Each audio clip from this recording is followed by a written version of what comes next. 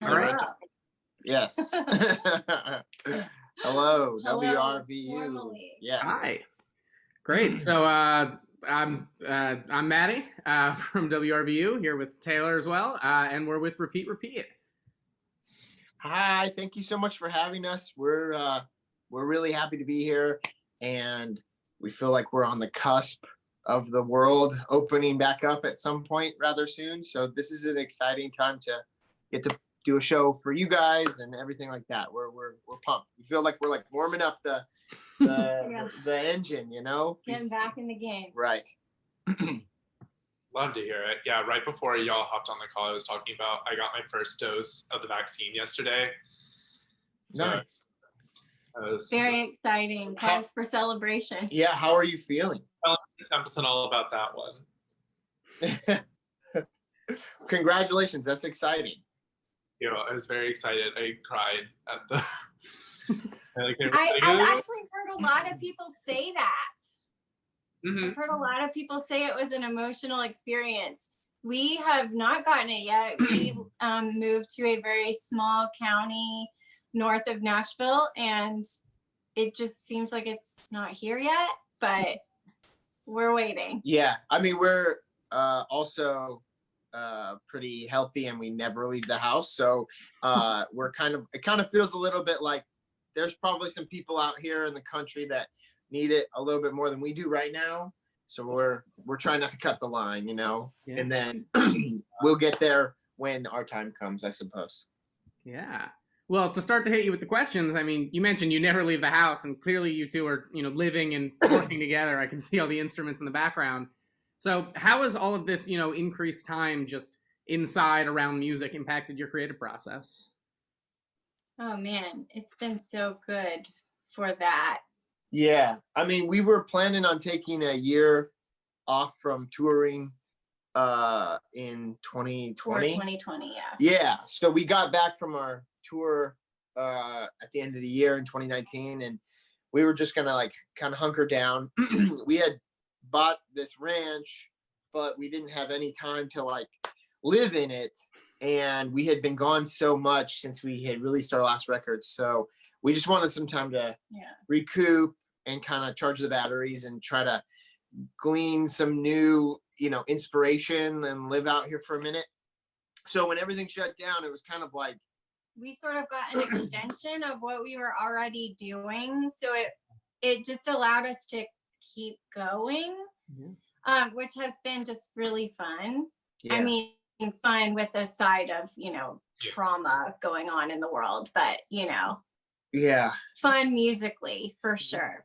I think too, if you're like a working musician, you're kind of always at a level of like dread because you're just like, you never know if you're gonna make money or lose money. You never know if you're gonna get sick at any point, because you're just in a different city every night, shaking hands and touching people, and it's just like, it's a whole thing.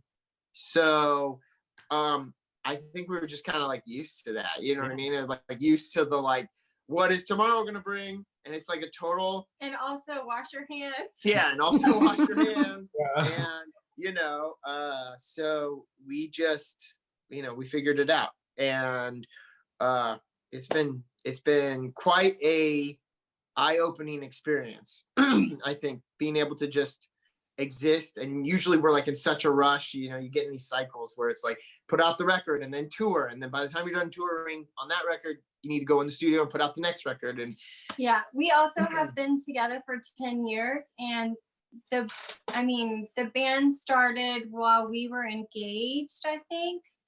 So we've just been at it for a long time, and I guess the band's been together for a little over 8 years, but we've been together for 10 years, and we've just been like going and going and going the whole time. So this was the first opportunity we got to sort of just like, like get to just like be still for a second and love on the pets and just kind of like learn what it's like to not have to leave in 5 minutes all the time, so. It's been good. It's been actually the most creative time for us ever. So it's been great. Good to hear that. actually, you brought up your pets. Can you just like, if it's possible, like list out? I know you have a lot, but like, what's like the, what's your animal situation like on the ranch? Yeah. We have 11 in the house. Yeah. 12 total. There are Yeah. 5 dogs, 5 cats, an adopted racehorse that we got off the track, who was not good at running at all. And fortunately for us, we got to bring him here.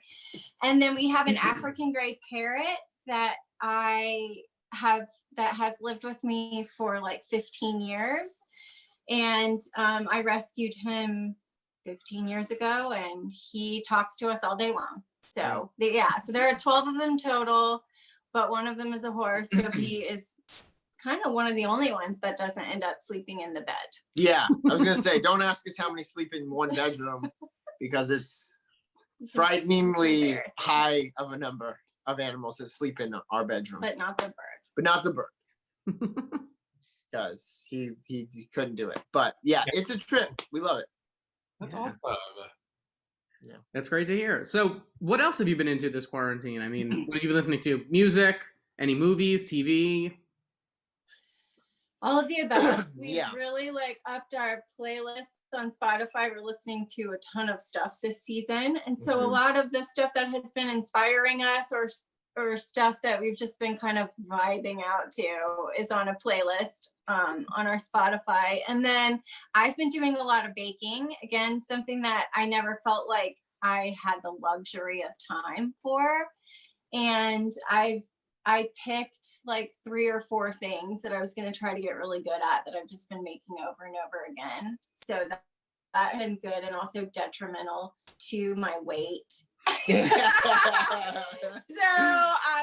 can only bake every now and then. And then we've been, I don't know, like before it got cold, we were kayaking a lot. Yeah, we got back from the tour we toured with the Black Keys and Modest Mouse, and we got back from that, and I kind of hit this moment where I was like, I don't think that I've ever had any other skills. Like I've played music since I was about 9 years old. I went to college for it, and I've always just been a songwriter and a musician, like performing. And I was like, I don't really have any other skills, and I wanted to take this year to kind of like learn a few other skills that I could have and be good at. So if the world ended, I didn't have to just rely on shredding guitar. And so I was like, what are some things that fascinate me? And my list was music production, like learning how to engineer and the technical side of things, make records and things like that. But then also woodworking. I got like super into woodworking. I started building a lot of stuff around the house and for friends. And then I also got into tattooing. Amateur tattooing. Just picked up tattooing as a side hobby. It's kind of fascinating, and it's like such an old art. And so I'm terrible at it, but I'm learning, and because I realized I have a lot of tattoos, and I was like, best case scenario, I get pretty good, and I can give my friends tattoos and like make a little side hustle.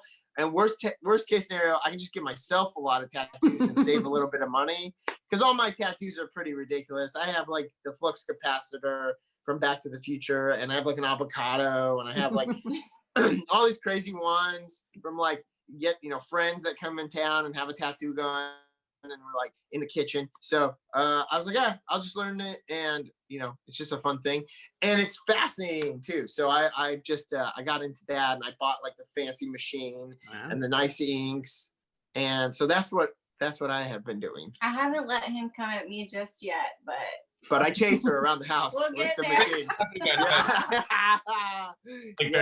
I'm picturing like Scooby-Doo style, like you're like running through the hall. Yeah, exactly. I like, she wakes up to the from the machine.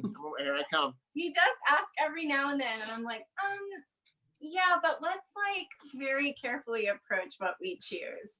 Yeah. Yeah. Just like out of curiosity, what would you say are some specific like artists or things that you're listening to right now that are inspiring like the new direction of your music? Oh man. Okay. Yeah, that's a good question actually, because definitely feels like we're heading in like some new territory for us. Yeah. And I think I'll go first. Okay. Because she can, yeah, I know where she's gonna go. Okay. I would say one of my favorite artists in my top 5. It's funny, I think most of the artists in my top 5, like favorite artists, are not the kind of music that I really make, because the kind of music that I feel like I make is back, at least our first 2 records or so was kind of like sprung up from like the music that I was raised on, right? It was kind of influenced from that. And I'm really into this guy named Andy Schaaf, and it's like the perfect record for any setting, whether it's like a nice breezy summer day or like a cold winter afternoon or something like that. It's like so chill but super melodic, and just he's a really good songwriter, and I really love that about him. And that's always been a huge influence, and I've always wanted to write more melodically and sonically, be able to express myself a little bit more in depth. And then from there, it's like I've been super into a lot of like the the Phoebe Bridgers and the Soccer Mommy, and like the new Matty Diaz. I heard that the other day on the radio. I was like really into that. And I don't know, there's an appreciation for the ability for these artists to express themselves like whole, just like in their whole sense. And I think that's really powerful. And I think it's represented, even you look at the Grammys and the artists that are nominated and stuff like that. And I think it's cool to watch people be able to fully express themselves and not kind of just dance behind the algorithm of like what will sell on radio or what will get me playlisted. And so that has been huge for me, is just being able to kind of put all the rules aside and not think about the like industry side of music, and get more into just like, how am I feeling, or what am I trying to express, what am I trying to say through these songs, you know what I mean? And that's been huge for me, as like basic as that sounds. It's been huge for me to not think about the like business side of it and just write from the heart. So, and my influences, I'm just laughing at the way that you're setting me up for this transition, but I like the rest of the world have been hanging on every word that Taylor Swift has put out in the last year. No, Taylor's happy to hear that. yeah. That is inescapable for me in an intentional and a good way. But I would say, like, I have a tendency to get into something and I stick with it over, like, you cannot play a song for me that I love too many times. Like, I will repeat something until I know every word and every like nuance of, every moment of it. So we ended up making the songs that I keep playing over and over and over and over again into a playlist that is, I think it's called Current Mood right now on our Spotify stuff. But it's basically like Cautious Clay and Billie Eilish and Claro and Melody's Echo Chamber. There's probably some Broncho on there. We listen to a lot of Broncho and like Cage the Elephant.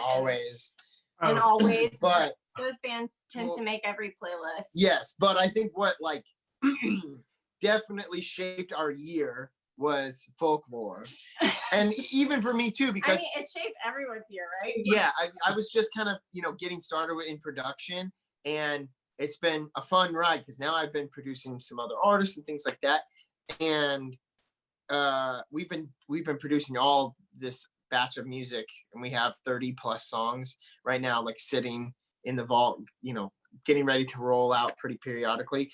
And just watching her transition to, from the like Lover era and then to Folklore, and just kind of giving, no cares about, reinventing oneself. Yeah. And I remember it was like weekend Folklore came out, like I was like, do you want to lay in bed and we'll like listen to the record with headphones on and really just kind of like listen to the sonics of it and everything.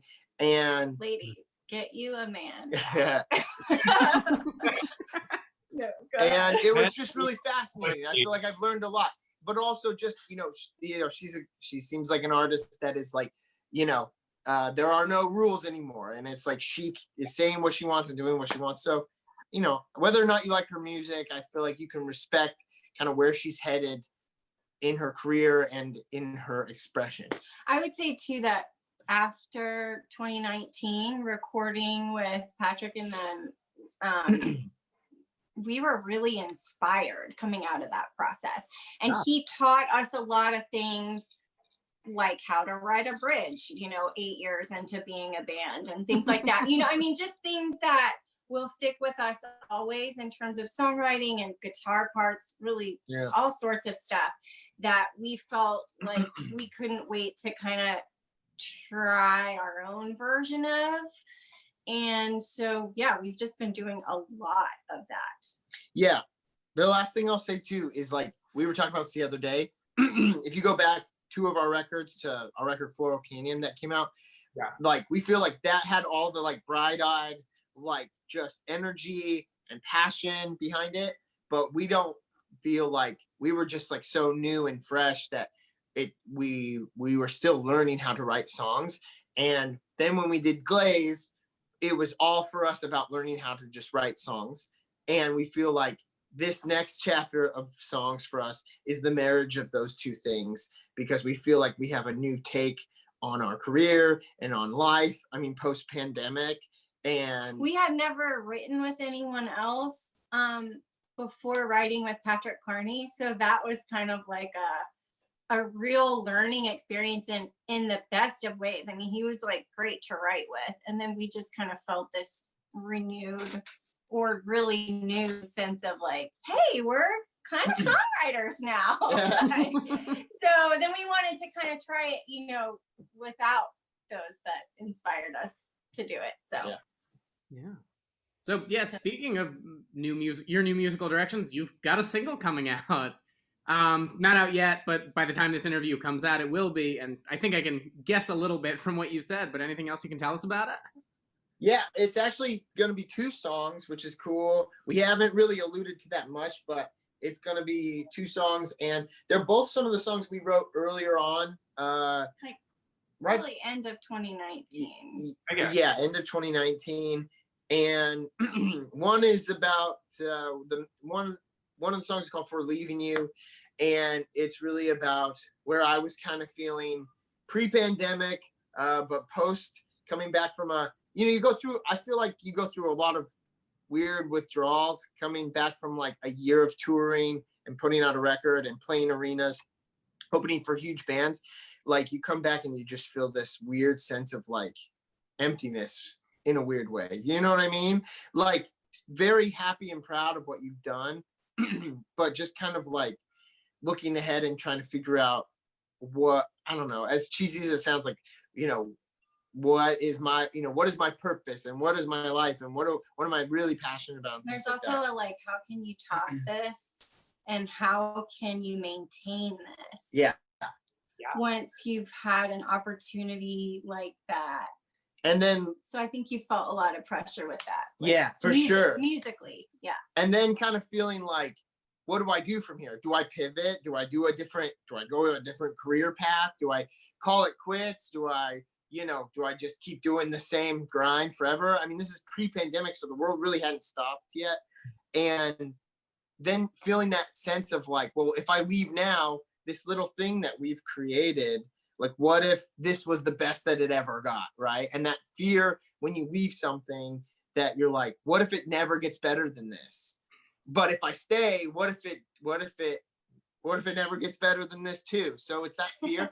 And so I wrote the song being from a kind of double meaning of that, but also through the lens of like a relationship, somebody like leaving a relationship and being like, but then that feeling of like, well, what if this was the best person I'm ever going to find? What if this is the most compatible person? And that feeling of like, now I feel just as dumb for, walking away from this relationship as I did before I walked away. So I wanted to make it something that was approachable for everybody, but that I felt like I could relate to in that moment of feeling just kind of a little bit lost. So that's the first song, and then the second song is called "Go Now," and Kristen sings the lead on it. And it was like the first song we had written after we got back from. Yeah, I mean, we honestly wrote this song. We have a love for songs in like, what do you call like what cult? Yeah, Tarantino movies. Yeah, and like Robert Rodriguez movies and stuff like that. Like it has been a lifelong dream of ours to have a song that would be in like Death Proof or, you know, one of those kind of movies. So this song we approached just completely as like, let's just make our kind of like cult film, you know, fun song. And it was, truth be told, inspired by, I like can't say it with a straight face because it just seems so ridiculous, but it was inspired by Jeffrey Epstein. Yeah, we wrote it the week that Jeffrey Epstein died, and it was like Epstein died and like Trump is in office, and it was just all this, it was just surrounded by everybody in the media were just these really horrible men. We were just, you know, we just felt like we were getting a little bombarded with like this weird dude energy, and like, weird dude energy. Like, that's good. We just I like feel like, that. can you go, please? Like, we will have a tendency sometimes to write songs, especially if I have a lot to do with them, because this is sort of my personality where, you know, we can't all be like Nicki Minaj's, us girls. We can't all be like, so my version of that is like a subtle dismissal, you know, my sort of like girl power, like, you know, shy, fierce. Yeah, I'm fierce, light. Yeah. So, you know, our songs tend to, you know, say stuff like, you should go. Right.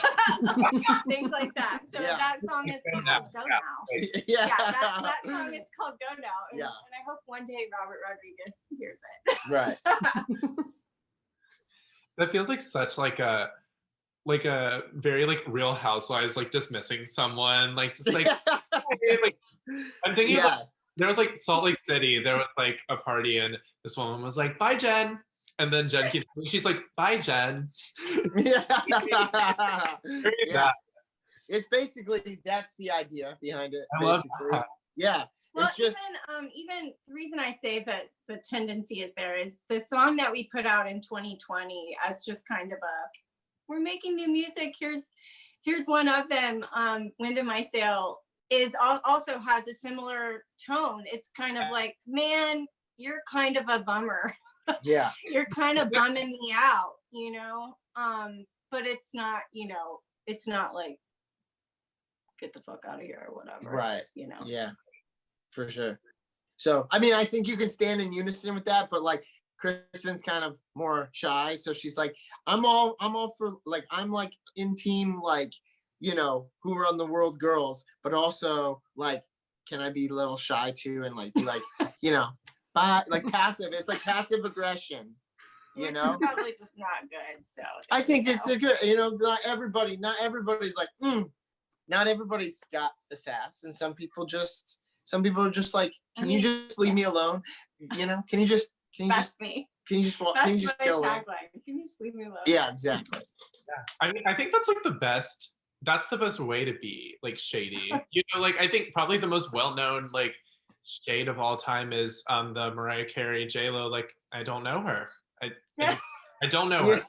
Like, I think that's more powerful a lot of times than, you know, obviously like Emma Barb through and through, but, you know, not necessarily like always, you know, doing like a Nicki style deal. I mean, I'm a fan of all of those women. I wish I were more fierce, but I tend to write songs from a position of like, could you just not do this? Thank you. And I think that there are a handful of girls like me in the world. So maybe those are the ones that will relate to just kind of like, man, stop like stepping on my feet. Yeah, exactly. So, you know, we're so happy that they're going to be out in the world. Honestly, we've been like waiting so long.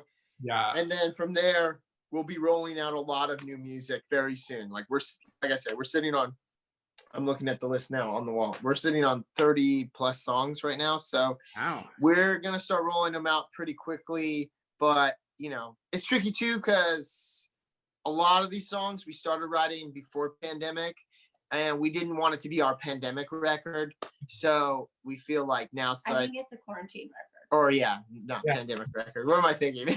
Yeah. Quarantine Well, record. it is also that. Yeah. So we wanted to like wait a minute, and also I don't know, it always feels weird to put out music right now a little bit, just because there's so much stuff going on in the world, but at least it feels a lot of important social causes, and Right. sometimes music seems a little, here's our music. Right, exactly. It feels weird to self-promote sometimes when there's like, such, terrible things happening that need to, that we need to draw our attention to. So I think part of it was just kind of like wading through some of the craziness that 2020 was, and now we feel ready to start putting some of that out.